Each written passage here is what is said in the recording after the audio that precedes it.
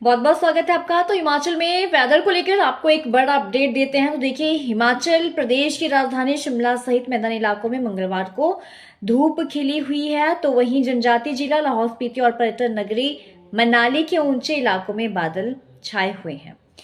तो आपको बता दें कि मौसम विभाग के अनुसार अगले 4 दिन यानी कि 4 से 7 दिसंबर तक प्रदेश भर में मौसम साफ रहेगा और उसके बाद मौसम अपना मिजाज बदलेगा।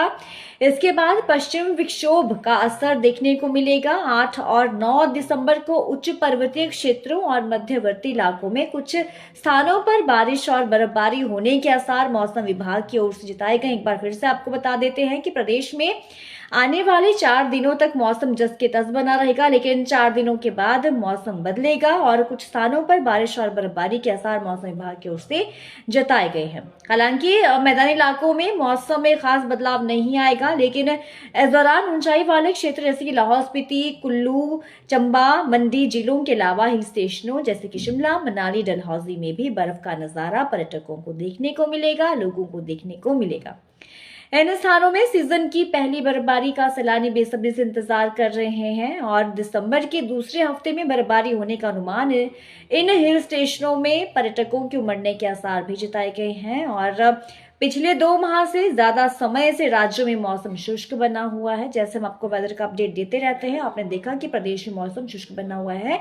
बारिश ना होने की वजह से कहीं ना कहीं जलाशय भी सूख चुके हैं। किसानों को भी काफी परेशानी का सामना करना पड़ रहा है, क्योंकि खेतों में नमी खत्म हो चुकी है और कहीं ना कहीं उनकी फसल खराब होने की जो संभावना है वो ज्यादा बनी हुई है।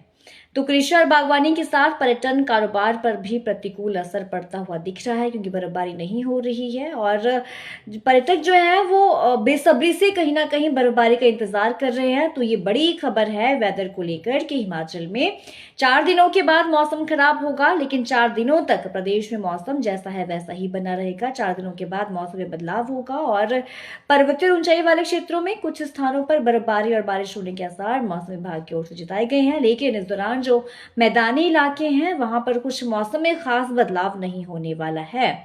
आपको बता दें कि हिमाचल प्रदेश की राजधानी शिमला सहित मैदानी इलाकों में मंगलवार को यानी कि आज धूप खिली हुई है। हालांकि जनजातीय जिला लाहौल स्पीति और पर्यटन नगरी मनाली के ऊंचे इलाकों में बादल भी छाए हुए हैं। वेदर को लेकर आपको एक बड़ा अपडेट दे देते हैं कि विश्वविख्यात रोहतांग दर्रा सहित अटल टनल के आसपास बर्फबारी की संभावना बनी हुई है।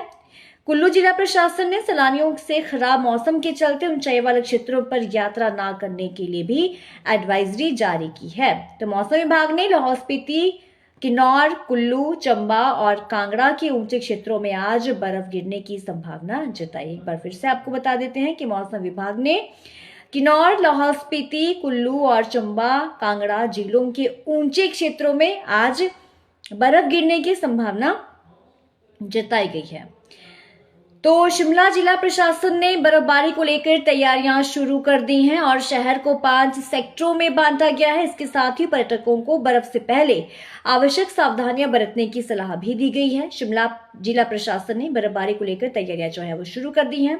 शहर को 5 सेक्टरों में विभाजित किया गया है, बांटा गया है। इसके साथ ही पर्यटकों को बर्फबारी से पहले आवश्यक सावधानियां बरतने के लिए भी सलाह दी गई है शिमला जिला प्रशासन की ओर से। तो देखिए, राज्य में बर्फबारी के बाद ठंड में और ज्यादा बढ़ोतरी होने की संभावना है, जो कि लाजमी भी है। तो मौसम विभाग के अनुसार पहाड़ी क्षेत्रों में तापमान और गिरेगा, जिससे शीतलहर तेज होगी।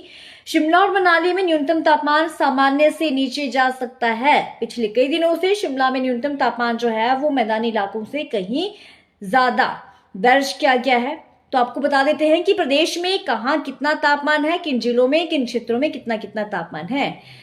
तो देखिए, मंगलवार को शिमला में न्यूनतम तापमान जो है वो 9.5 डिग्री सेल्सियस दर्ज किया गया है, जो कि सामान्य से 2.8 डिग्री ज्यादा है।